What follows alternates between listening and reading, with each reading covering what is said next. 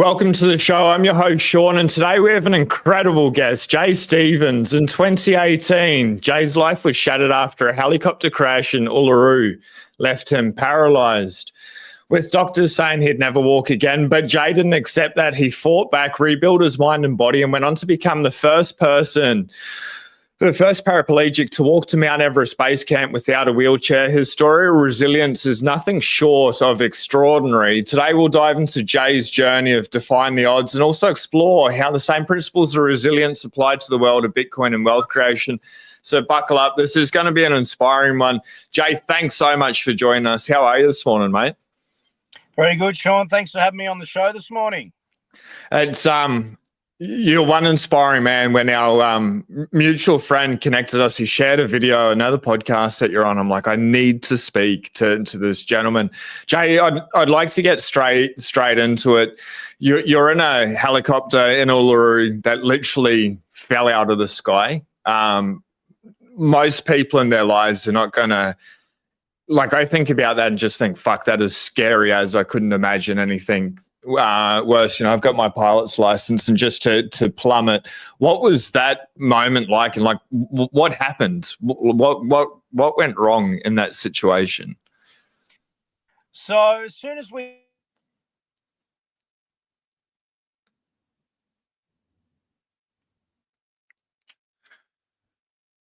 just lost Jay this morning. Jay, if you can hear me, might be worth disconnecting and jumping back in this morning. We'll just give it a couple of minutes. I think Jay's frozen. At least he is on my end. Ladies and gentlemen, let us know in the chat if you can see Jay moving. Jay, if you can hear me, if you can pop back out and pop back in, and then we'll dive into the story that Jay went through. Flying in Uluru, helicopter falling out of the sky, learning to go on and walk to Mt Everest base camp without the need of a wheelchair. Cool. So Jay's just popping out, and he'll pop back in 2 seconds. Everyone, let us know where you are tuning in from. Jay's one inspiring man. This is going to be quite a deep conversation. Jay's very willing to talk about the dark side, what the journey was like, to be able to answer some questions that maybe seem inconsiderate from an able-bodied person, but he just said he's willing to be an open book. So if you've got questions for someone that's had a snapped spinal cord, let us know in the comments below. I'll just bring Jay back up on stage when he... There we go. I'm back. Apologies. Legend. It said my iPhone overheated, so I don't know what was going on there. Sorry. It must be up in Queensland, man. It's hot and humid today, that's for sure. So yeah, I'll pick up obviously where we left off. So yeah, out in Ayers Rock for a work conference, and as soon as that helicopter took off, there was an alarm that went off straight away, which was low RPM, so it was obviously low power to the propellers. And unfortunately, the pilot who was flying my helicopter, he'd only just got his license. So instead of coming straight back down to land, he's actually done the exact opposite of what was required. So instead of landing the helicopter straight away, we were only about 5-10 meters off the ground at that point. He's actually tilted the blades up. So he's actually started climbing.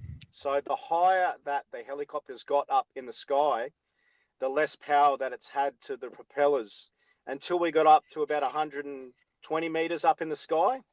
And it started shaking. At first, I thought it was turbulence, like you're on a plane. So I'm fine with that. It was just shaking for a little bit. I just thought a little bit of turbulence, that's fine. But then it kept getting worse and worse. And it was after about 10, 15 seconds, you start thinking, you're like, oh, is there something wrong here? Is he going to fix what's actually happening here?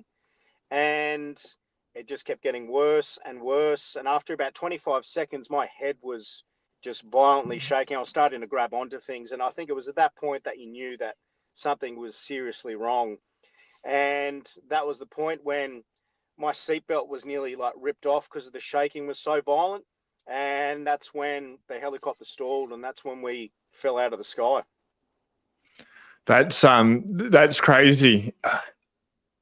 I guess a couple of questions, and feel free not to answer them. Did everyone survive that crash, Jay? Yeah, so we all survived. The pilot and we got the worst of the injuries because I was sitting directly behind him, and it's kind of landed on the right-hand side, which exactly where we were sitting. So in a way, we were lucky because the passenger on the left-hand side, he was actually able to pull us out of the wreckage. He'd had a concussion, but when he came to, he was actually able to pull us out of the wreckage and get us safe because there was a lot of fuel and other fluids that were pretty much dripping on us at that time. So it was pretty close to going up as well. So very, very lucky. That's crazy. I are a very lucky man. That moment, like a 120, 150 meter free fall, Jay, do you remember that descent and the impact, or? Yeah, like the final part, it was all happening so fast and so slow at the same time. So there's your fight or flight, which is just you're holding on to things, you're just panicking. But because it took about 30 seconds for it all to play out, the shaking, it getting worse and worse, you're kind of having a conscious conversation like we are now, and you're kind of just thinking to yourself, you're like, surely is is he going to fix what's happening here now? You're like, surely this isn't happening. And then you're just like, oh my gosh, this is actually happening. And I think the biggest thing was just the feeling of being trapped and you couldn't do a thing, and knowing that that helicopter was going down. So it's kind of like an impending doom in a way. Like I said, you knew it was going down. And I think just before it hit the ground, obviously the pilot wasn't saying anything. That was probably the scariest part. He wasn't Shit. telling us to brace or anything. He wasn't fixing the problem. And I think just before it hit the ground, I think I kind of just said to myself, I said, hold on here, you fucking hold on. And I think I just grabbed on to the chair in front of me just to kind of brace, just to give myself any chance of surviving. And yeah, I think I just grabbed onto whatever was in front of me. Mate, it's a heavy story to listen to. It sounds like it would have been a nightmare, like living through. So then you hit the ground. I'm assuming you may have gone unconscious, and then you woke up, or like, when did you have your next memory? Like, where were you, and then what proceeded after the impact? So I know my seatbelt got absolutely ripped off, and I got thrown around the cabin, and I was actually on top of the passenger to the left of me. So of course I couldn't move. I was completely incapacitated. I'd broken my spine, I'd broken my sternum, all 7 fixed ribs on the left-hand side, and I'd broken my pelvis in 3 places and hips in 3 spots as well. So once he was able to get himself out from under me, that's when he was kind of able to pull us through. But I was conscious when obviously we were stuck in the helicopter, because I can still remember like talking, saying like, let's get out, let's get out. However, obviously I couldn't move at that time. And then obviously being pulled out of the wreckage, and when you're laying down in the dirt, I think that's kind of when reality really set in, because you couldn't move, you could barely breathe as well, because every single time I'd had bruised lungs as well. So every single time I'd try and inhale and expand my lungs, it was pushing on the sternum and the broken ribs on the top, but it was also pushing down on the broken spine underneath. So barely able to breathe, obviously, once we got out of that helicopter as well. And it took about 2 or 3 hours for the emergency services to arrive, because we'd actually flown into over the terrain into Ayers Rock. There was no road to get there as well. Another helicopter flew out very shortly after, but they came out with, those little green lunchbox first aid kits that they Oh had. man. So they were very underprepared for what there hadn't been a crash there in like 50 years. So they came out with just barely prepared, and I wasn't allowed any pain relief or anything because my blood pressure was so low. So I was out there for about 3 hours, and in that time, I couldn't move. I could barely breathe, but there was also like thousands of ants, because I Oh, was just laying dude. on my back. Thousands of ants were just crawling over and stinging my body, which I couldn't move. and there was also snakes that were nearby as well. So it was a rather interesting situation. You can laugh about it now, but yeah, pretty precarious situation there. Out there for about 3 hours until emergency services arrived and were finally able to kind of extract us out from the crash site. It literally sounds like the most terrifying nightmare. Like snakes in Australia, they're pretty bloody deadly. Even where I live, we get them through the backyard and stuff. And those ants, just that alone, and not being able to rip them off, not being able to get out of an uncomfortable situation. Like, you do have pretty bloody good spirits about it now, which is crazy. But from that point, you would have gone to hospital, I dare say, and you've gotten to a point where the doctors have said, Jay, you're never going to walk again. And it sounds like basically you said, like, fuck you guys, you're not going to tell me what to do. But like, how did it play out? Yeah, so I knew it was bad. I actually worked in medical devices at the time for a medical supply, and that's where we were at a workers' conference. So obviously I got flown down to Adelaide, which was the closest surgical centre where I could get my spine and body put back together. And I knew it was pretty serious at the time because you could tell there was no feeling. I couldn't move anything. So, of course, you're going through the checklist of severity of things that are kind of happening. But the only question I did ask the surgeon was it complete or incomplete? And, of course, complete being a full cut of the spinal cord. And he said to me, incomplete. So working in medical devices and knowing my anatomy very well, all I wanted to know was if it was incomplete. And he said it was incomplete. And then I kind of stopped the conversation. And I said, that's all I kind of wanted to really know. Yeah. Because there was no use in me knowing any further the severity of the injuries, what was broken, how it was broken. Because, like I said, it's all white noise in your head, especially if I was in the recovery journey. That was all I wanted to know, complete or incomplete. And incomplete essentially represented possibility for me. And that's all I knew for the first 5 years. Wow. And then, so I guess, can you break that down, like, for the layman, like incomplete, like obviously, like totally snapped. There's no signals going from your brain to the rest of your body or down to your legs, but incomplete, like half the amount of signals are coming through, or certain signals are coming through, or like how's the body function with a like partially severed spinal cord? Yeah, so think of it like a fiber optic cable, obviously completely severed, no messages are going through, partially severed. Obviously, there are some messages going through. And it wasn't until 5 years later, last year, that I actually looked at my notes for the first time obviously I was walking by that stage. So I was happy enough to take a look at the notes and that now, because I was happy with where I was at and where I was heading with my recovery. And they said it was about 80% crushed. So obviously only 20% of the spinal cord was left. And yeah, like I said, very similar. Just think of a fiber optic cable. You know, if it's fully severed, no messages really going through.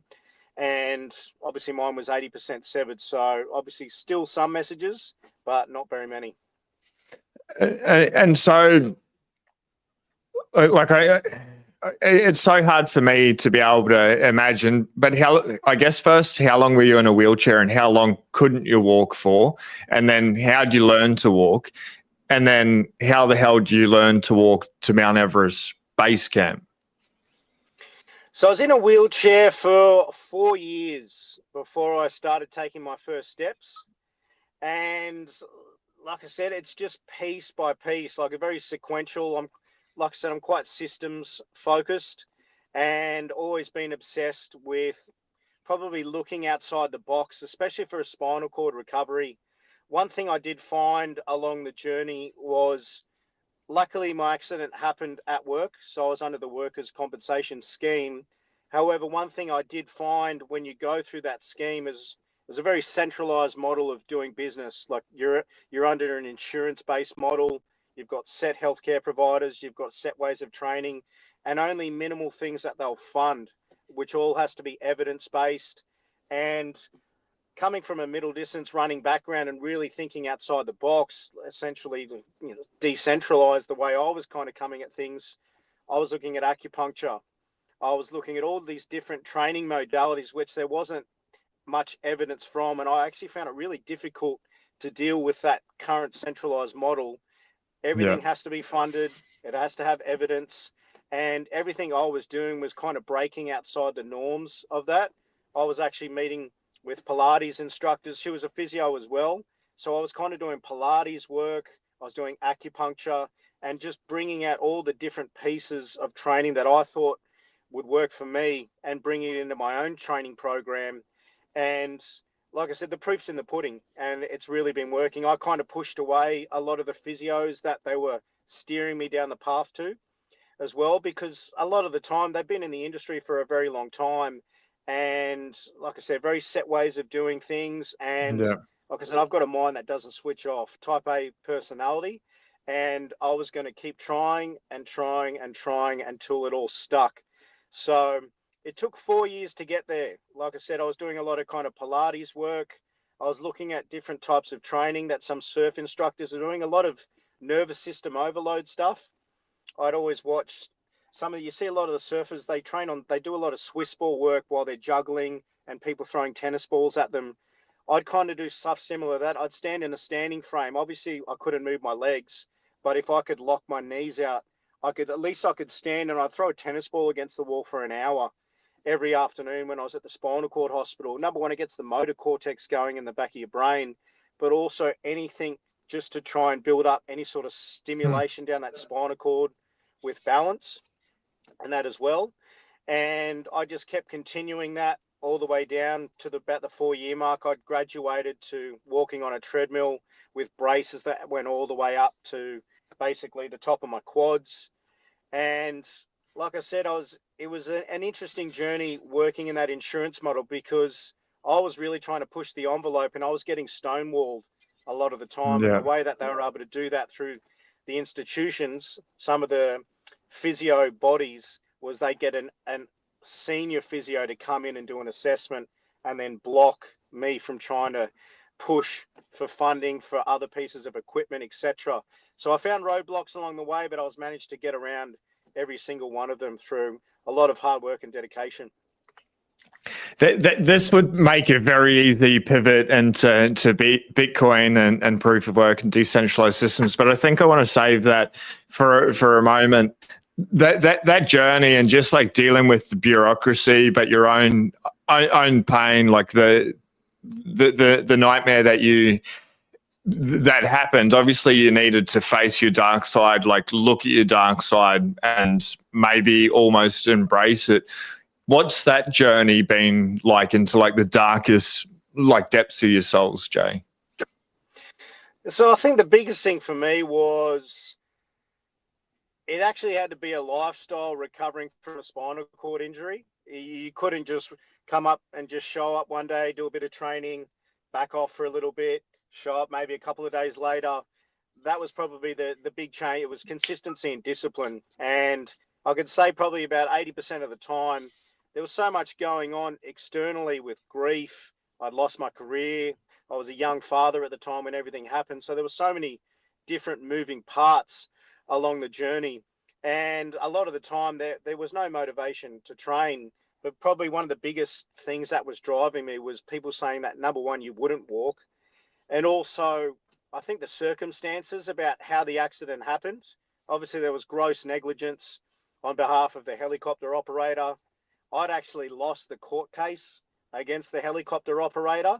And to all of a sudden just get spat out the back end of a legal system, getting told you're never going to walk by people who don't know how I think, they don't know how far I was willing to push and train. I was just like, I'll fucking show you how far I can push this and how far I'll take it.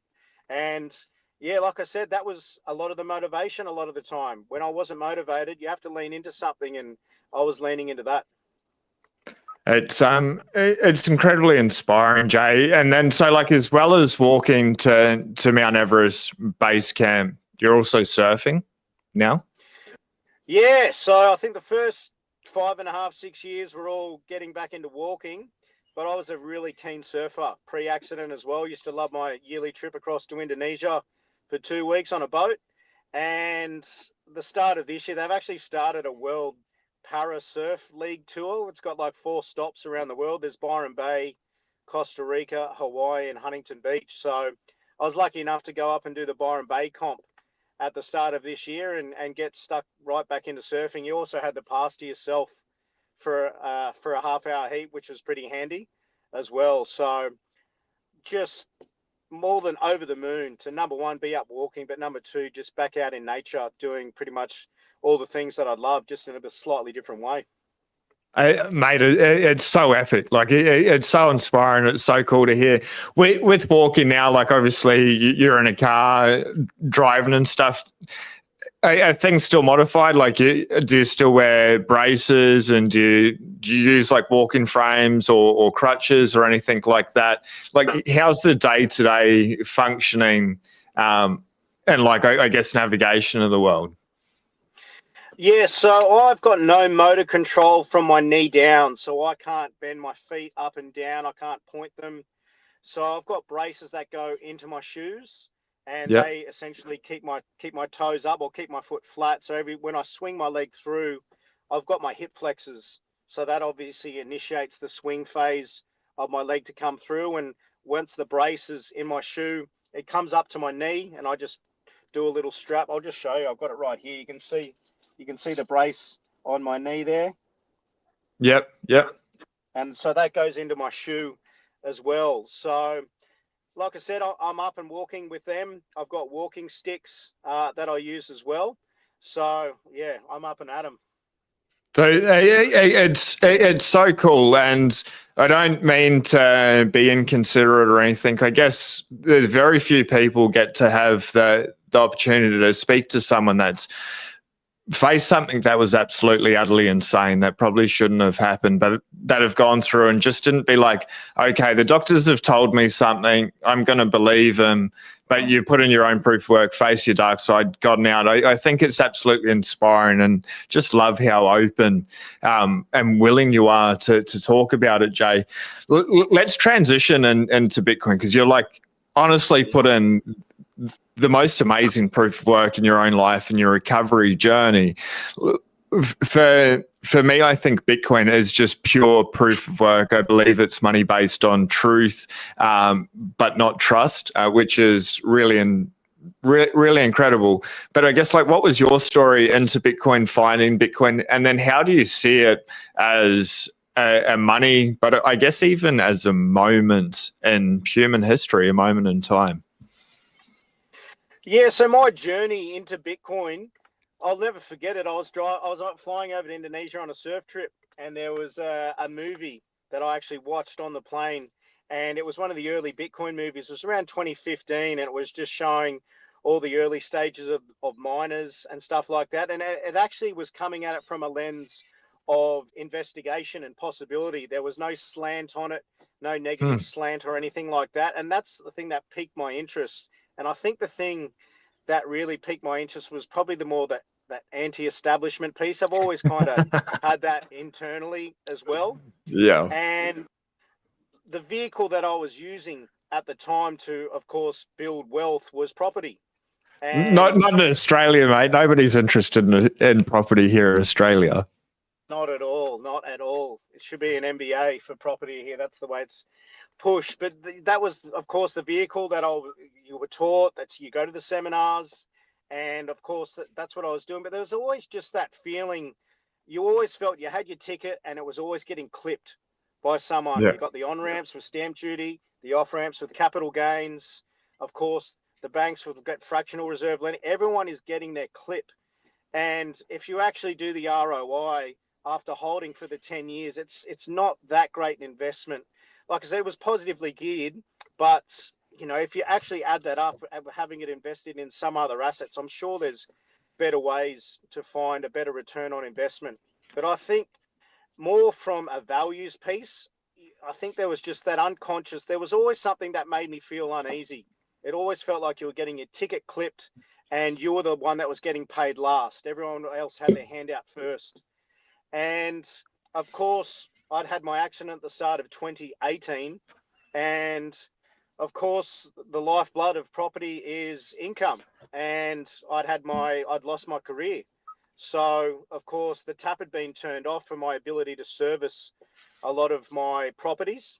And that then gave me a fair bit more time. Of course, I was recovering. I was at spinal cord hospitals for a long time. And that obviously led me further down the rabbit hole for Bitcoin. And like I said, once I got down the rabbit hole, I've kind of never left. And podcasts, movies, everything it is, like I said, you kind of absorb it. But the big thing for me, it wasn't the financial piece to start off with. I think it was kind of, you just knew that everyone else, you're getting paid last. Everyone else was clipping your ticket the whole way along, especially the property investing cycle and the property investing journey. That was probably the one thing that kind of really pushed me down the rabbit hole. So. Yep. And then, like, we're at a historic time in history. Bitcoin's like nearly 16 years old. Let me bring this up, this time chain calendar.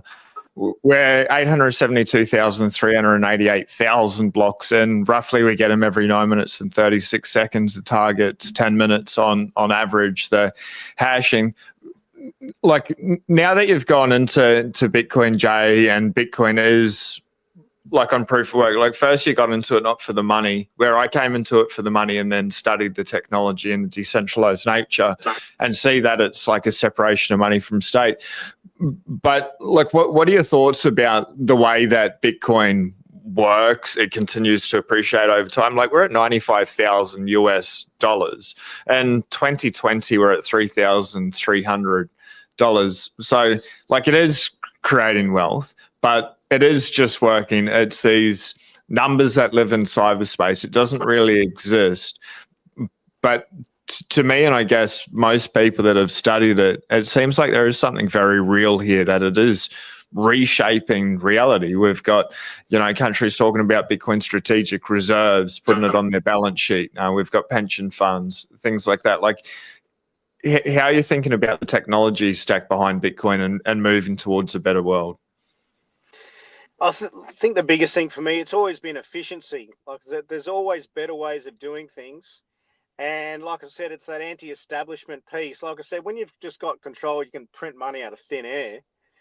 Like I said, it's just rife for kind of corruption there. And I just think having a better way to do things by combining different technologies, which have all come into like perfect point in time, like I said, to be kind of around, to have exposure to an asset like this and to get a bit of a front run before Wall Street's got involved.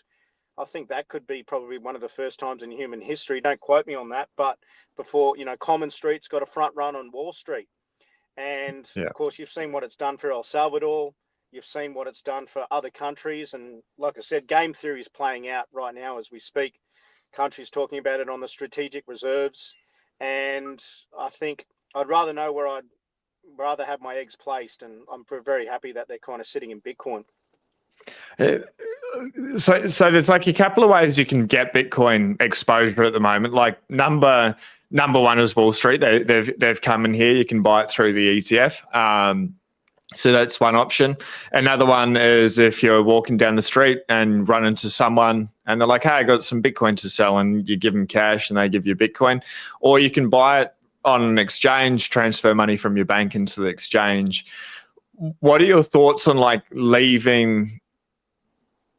So there's sort of three options there. Like, if you're paying cash, it's coming straight into self-custody. If it's on the exchange, it's on the exchange and they're holding your keys, and same with Wall Street. Like, what are your thoughts around taking self-custody and putting in the time to be able to make sure you're protecting that asset? Or do you think it's just good enough to buy and leave it on the exchange?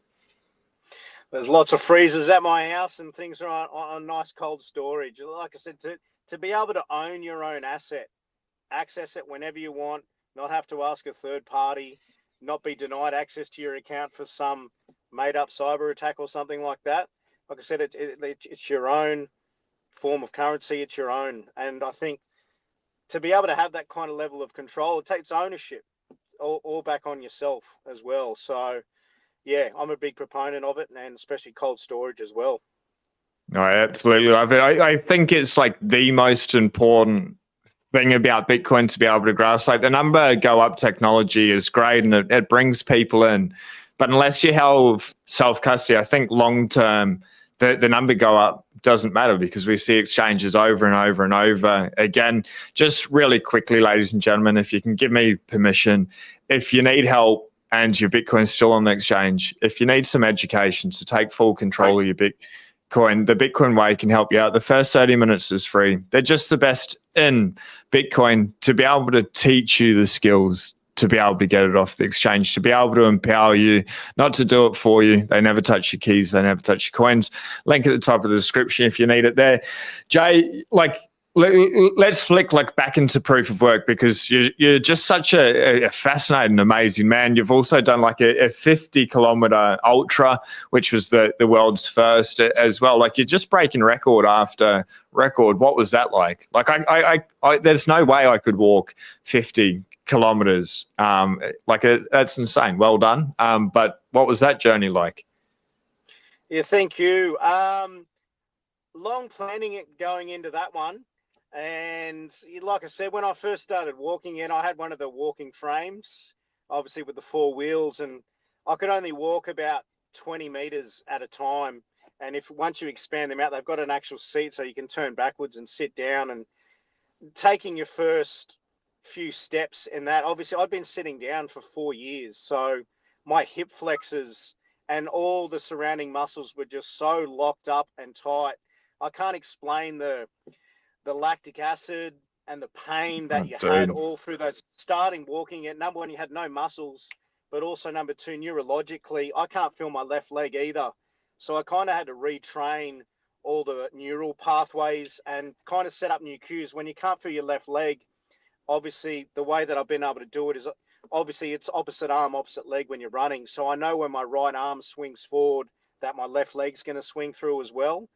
So it was number one, neurologically having to retrain your brain to walk again. And then number two, the physical aspect of trying to lengthen out all your tendons and all those muscles again. So it took about 6 to 8 months to actually build up to walk 1 kilometer again. And I think the first time I walked 1 kilometer, it took me about an hour and a half. So I think that was at the start of 2021.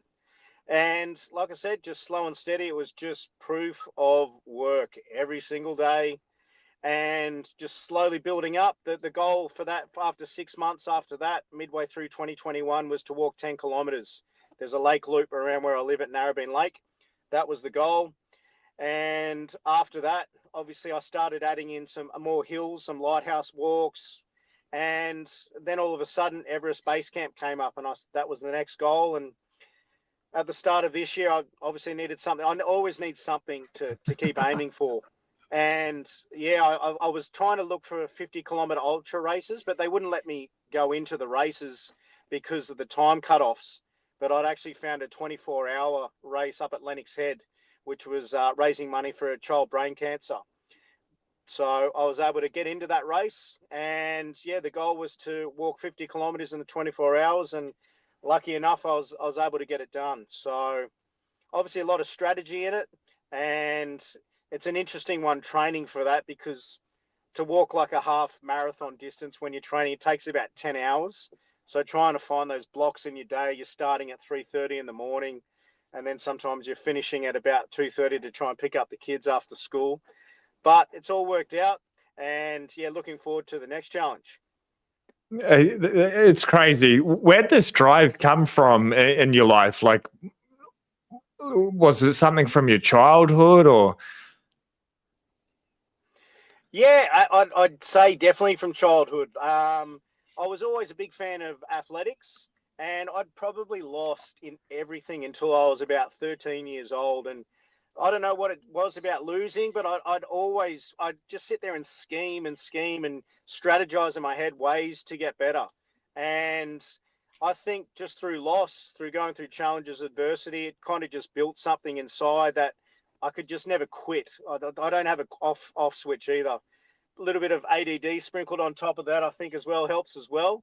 And like I said, type A personality. And if I find a challenge, I'm obsessed with efficiency, and I'm obsessed with finding ways to get something done and then making it more efficient. And as that relates to spinal cord injury, of course, the main thing was getting your muscles back online first, but then the second part was efficiency, getting more efficient with your movements, breathing, etc. So, yeah, probably just a bit of a delve into my personality, which probably suits very well to those longer endurance events.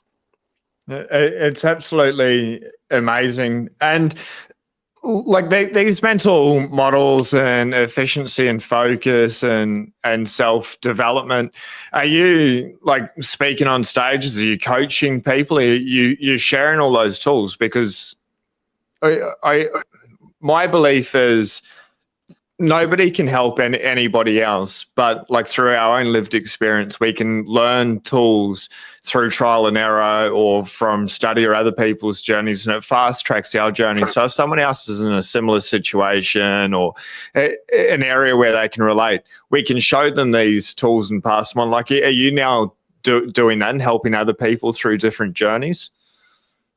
Yeah, so I've moved into a bit of keynote speaking as well now, which has been really, really rewarding. Obviously, such a roller coaster of a journey, over the last 7 years, to be able to share the journey and obviously share key learnings from that journey, which can help other people. Obviously, it's come full circle. So, like I said, very blessed. Like I said, I was in the spinal cord hospital with guys who were quadriplegics. There was guys in there who had complete spinal cord injuries that were never going to get recovery or get very minimal, if any. So seeing that stuff and living it firsthand, you never forget those things. So in a way, like, I've become a better person through going through this, and I probably wouldn't change where I'm at now because I wouldn't have learnt the lessons that I've learned. I wouldn't be able to articulate them this way. And of course, it turns you into a better person, a better role model, and obviously a better father. It very much goes with the Bitcoin mindset, like stay humble and stack sats. You're an incredibly humble person. What was this like on your family? You said you had a young kid, like when it first happened, a newborn family. That would have been like extremely hard on your partner and your child. Yeah, really difficult. He was 18 months old when I had the accident, and I'd only been married probably about 2 years to my wife Shit. at the time. So, you've made all your wedding vows 2 years previous, sickness and in health, and then all of a sudden your husband's just rolled out of an accident completely paralyzed. And yeah, just, like I said, everything that seems so solid. Like I said, you've got your career, everything's ticking along, all those things that felt so solid, for them to just be completely flipped upside down and trying to repiece your life back together. Obviously, a very difficult time, but if there was one thing, being with them, that's your motivation. And I think being a father and being a recently married husband, they were the two biggest motivating factors to get back on that horse and just chase progress relentlessly. It's it's amazing, like that you did. I guess would you have a message for someone that maybe feels stuck in life? They potentially don't like where they are, either physically, mentally, financially, um, and obviously there's no quick fix for anyone. But is there like a message that you'd share that may be able to help people, or that helped you on your journey to be able to keep pushing forward relentlessly? Yeah, there's a really interesting quote. I always think about it all the time. It's, contemplate the price of inaction. And going through the journey that I had, it was a pretty heavy price to pay if I was to have listened to those surgeons and doctors and stayed stuck in a wheelchair. Here I am nearly 7 years later. Imagine if I was still sitting in that chair and just sitting there asking myself, oh, geez, I wonder if I could have walked again. I wonder if I could have trained a little bit harder. And I think that quote really resonates. Like I said, choosing what you want to be hard as well, I think just joins perfectly up with that. And like I said, life is hard, but if you can choose the hard work Yeah. early, the opportunities are going to show up down the line rather than sitting in the future just kind of wondering what if. And so I think that matches up really well with that an original quote, contemplate the price of inaction. And as it relates to my own journey, it would have been a heavy, heavy price to pay to still be sitting in a wheelchair and living that life, and whereas the life that I'm living right now. So, and that was all just down to doing the hard work early. And the motivation was not there 80% of the time. You know, it was very difficult. However, like I said, sometimes tapping into a bit of that dark side energy, that was what really got me going. A little bit of a fire under the belly to build that grit, consistency, and discipline. So that would be, yeah, definitely the key messages if anyone is struggling with themselves, that contemplate the price that you would pay for inaction. And choose your heart. I absolutely love it. So surfing, you walked to Mount Everest base camp, 50-kilometer ultra. What's the next goal? If you've always got another goal, something to be aiming for. Yeah, so there's races they're called vertical kilometers. So they're only about 4 kilometers, but you gain 1 kilometer of vertical climbing elevation. So obviously they're pretty steep. So I'm looking to knock one of them off, obviously, for the next goal.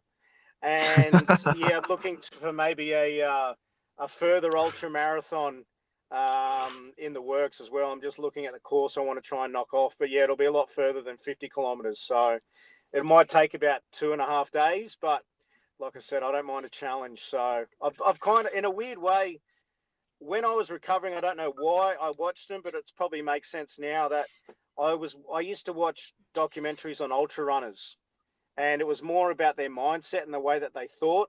And to be able to be in a position to do things like that now, I don't know, it's in a funny way. It must have been fate. It's all come full circle. So yeah, looking to try and push the limits for people with obviously paralysis to see how far we can actually push the envelope. I've got 50, so I'm going to try and get further. It's incredible, Jay. Like it is so inspiring. I'm like listening to this as we're having this conversation. I'm like, shit. Like I need to go harder. I need to choose more hard. That saying you're saying, like choose your hard. You know, it's a saying from somebody else is when you do what is hard, your life will be easy. When you do what is easy, your life will be hard.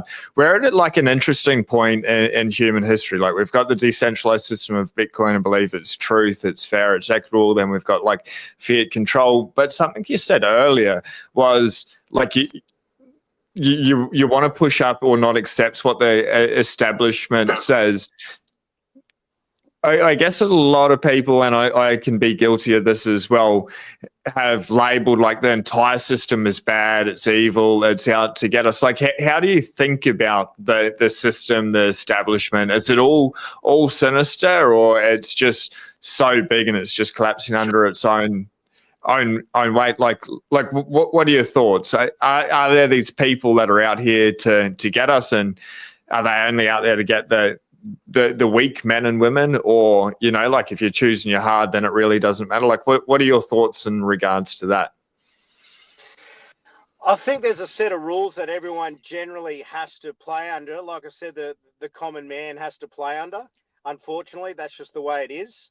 And I think that's where it falls upon you to obviously choose your hard, to obviously do your own research, do the work when it comes to your own physical health, your own mental health. And I think probably the veil's been pulled back a bit by the rise of, you know, podcasting and people being able to share a message in so many different forms of life and so many different areas when it's unfiltered. Like I said, Yeah. you can get a true sense of someone when you talk to them when you hear them talk for 3 hours on a podcast, and it's not filtered through obviously mainstream media with a set narrative. Trying to talk about a 3-hour topic in the space of 3 minutes, like that's never going to work. So I think long form format of information gathering and obviously information listening through podcasts, I think it's kind of a little bit of a renaissance really for the media. And like I said, the rise of podcasts is just going exponential. US election, perfect example, with obviously MSNBC and a lot of the other media organizations pushing one narrative and one narrative only, and people aren't really buying it anymore. So Yeah. like I said, it's nice to see that kind of veil slowly slipping down, but it always falls back to the individual first. Like I said, you've got to do your own research. We're still operating in a system of rules, and obviously you need to make those rules work to your best favor until obviously things at a higher level, more macro level, start to change, which is obviously starting to happen now with the financial system and of course Bitcoin as it moves into the mainstream. Yeah, I just want to share something. Like, I guess when I was younger, I'd always blame the system and I'd push up against the rules and I'd play like that victim card of poor me, and I got a lot of trouble like losing my license for driving recklessly and stuff. And I'd always, not always, but like have that victim mentality and be like, the system's against me or whatever. And then as I matured and put in the proof work and the study, you're like, oh no, like there's just a game being played. There's rules, learn those rules and like choose to engage in the game for our own purpose. But it's only by taking that 100% self-responsibility that you can do it. Otherwise, like, it's a pretty powerful game. There's like levels on levels within that game of the system.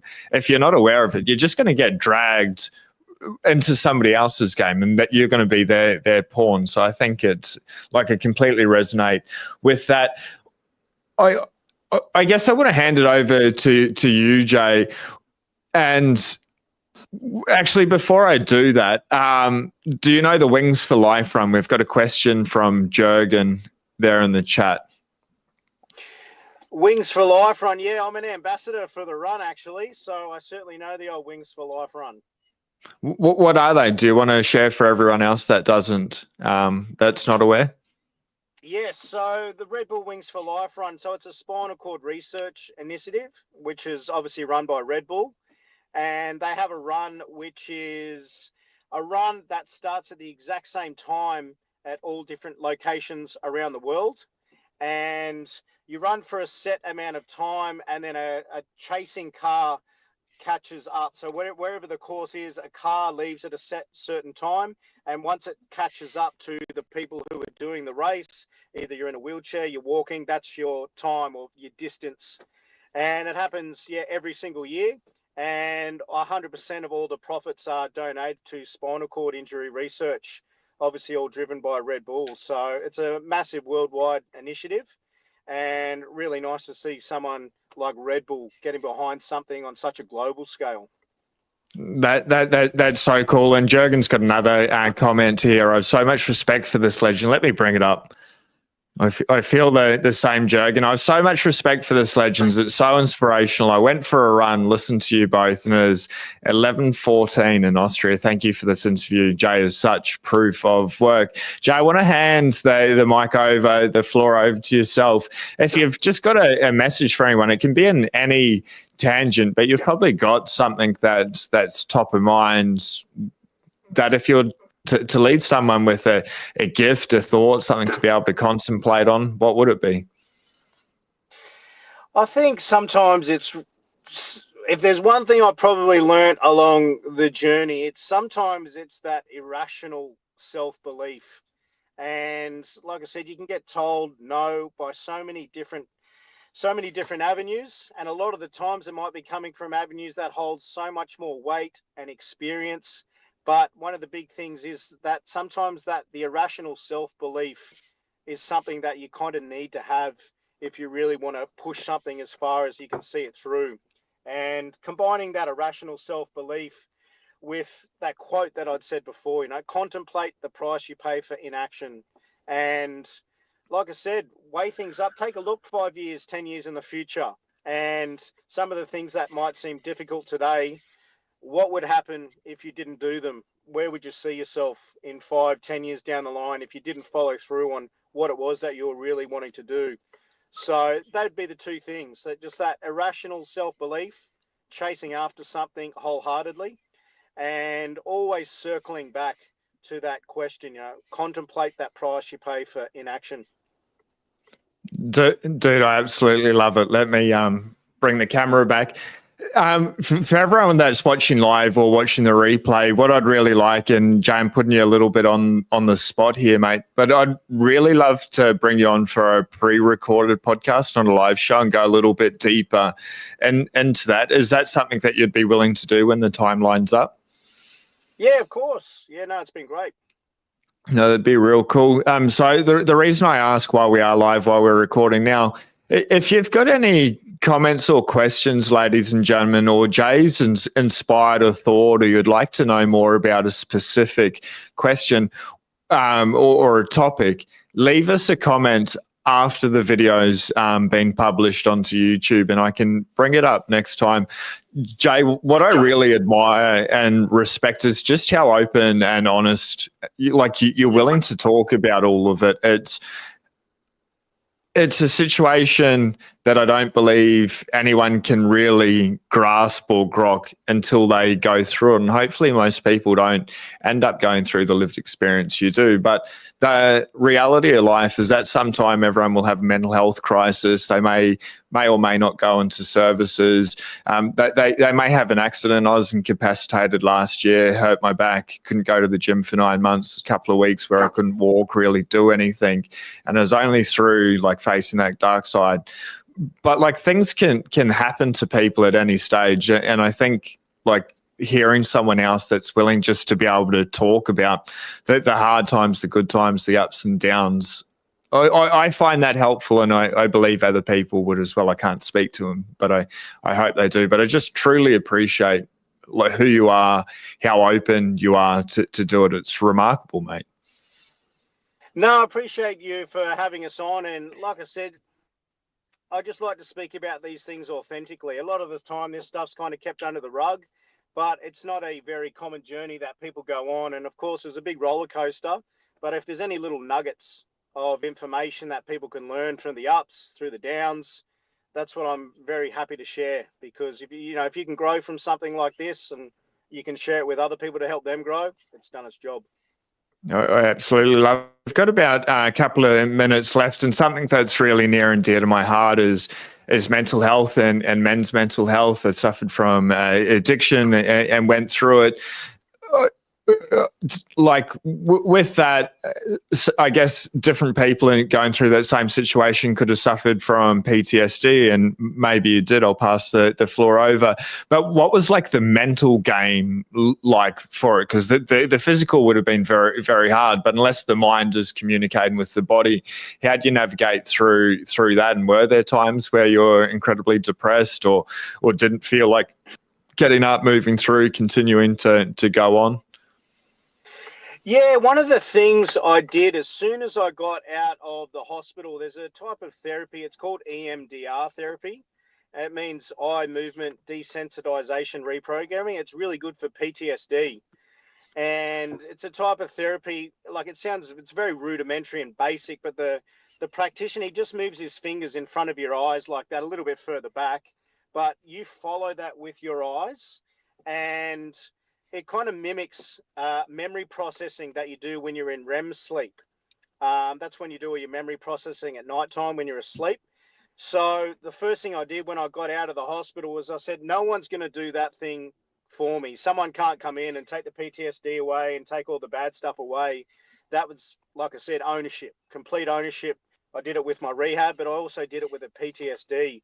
So I went and started doing that straight away. And obviously it took years and years to obviously unpack the crash, unpack all the feelings that you felt when you were going down in the helicopter, when you're laying on the ground thinking that you weren't going to make it.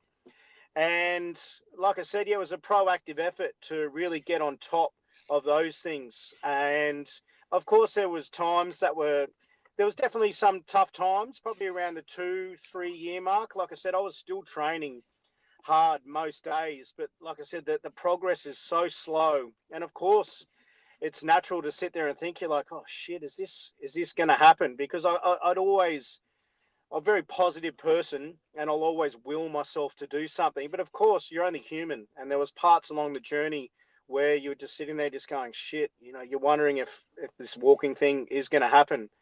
And I'd always still try and do something every single day that was moving in the direction of walking. So there was sometimes that I barely left the house for a week. But one thing that I did do, I'd actually put GoPro trail running videos on the TV, and people go through trail runs and they've got the GoPro on their head, but you can actually see their legs.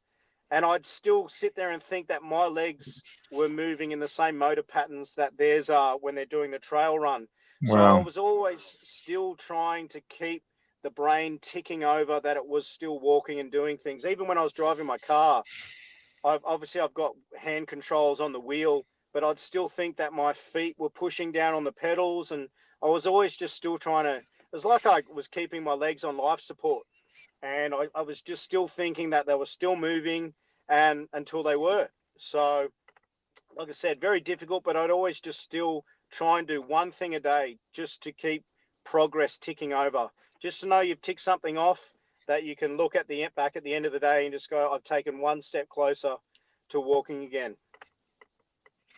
I absolutely love it. And I guess a couple of takeaways that I get from that is, like, I live my life with the saying Kaizen. Have you heard that before?